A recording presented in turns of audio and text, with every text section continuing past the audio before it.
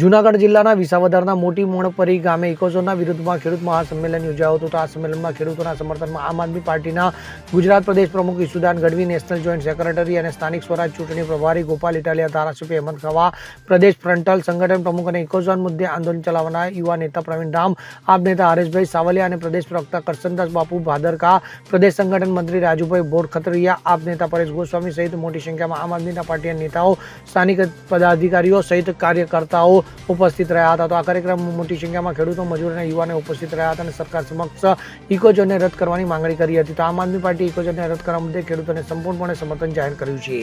જે ઇકોઝોન મામલે મોટી મોણપરીમાં સભા રાખવામાં આવી છે. મોટા પ્રમાણમાં ખેડૂતો, ભાઈઓ અને બહેનો ઉપસ્થિત રહ્યા હતા. બધાની એક જ માંગ છે કે સરકાર ઇકોઝોન હટાવે. સરકાર એ સમજાતું નથી કે ઇકોઝોન શા માટે લાવી રહી છે અને ઇકોઝોન લાવવાનું છે તો વિસ્તાર કોણે નક્કી કર્યો છે.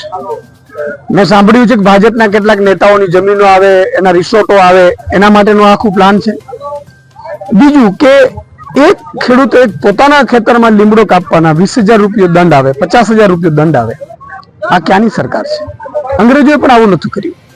એટલે ઇકોઝોન મામલે સરકાર ગેરમાર્ગે દોરી રહી છે. ઇકોઝોનના ફાયદા હોતા પણ નથી જોતા. ભાઈ ફાયદા તમે રાખો ને. ઇકોઝોન એટલે આખું વન ક્ષેત્રમાં તમે એક તો તમે માલધારીઓને પેલા બહાર કાઢ્યા, બધા માલધારીઓને ધીરે ધીરે ગીરમાંથી બહાર કાઢ્યા. એમને ખબર નથી આ અધિકારીઓને, સરકારના નેતાઓને, કે માલધારીઓ છે તો ત્યાં સાવધ છે, સિંહ તો છે, બાકી નથી. તમે 20-30 વર્ષ પછી તમને ભૂલ સમજાશે ત્યારે એક સિંહ નહીં બચે ગીરમાં. અને અત્યારે તમે આજે વન ખાતા માટે કરી રહ્યા છો, વન ખાતાને તમે આખા કાનૂન સોંપી રહ્યા છો. એનો અર્થ કે આખા વિસ્તાર ઉપર તમે કબજો કરવા માંગો છો અંગ્રેજોની જેમ.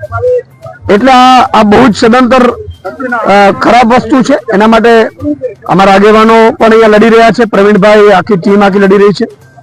અમે પણ જાહેર ટેકો આપ્યો છે. વિધાનસભામાં પણ આ મુદ્દો અમારા ધારાસભ્યશ્રીને અમે કહ્યું છે કે વિધાનસભામાં પણ આ મુદ્દો ઉઠાવશે. અને જો આગામી સમયમાં ઇકોઝોન નાબૂદ નહીં કરે તો જલદ આંદોલન પણ અમે કરવાના છીએ ખેડૂતો સાથે મળીને. અને 3 વર્ષ સુધી ઇકોઝોન લાગુ નહીં થવા દઈએ.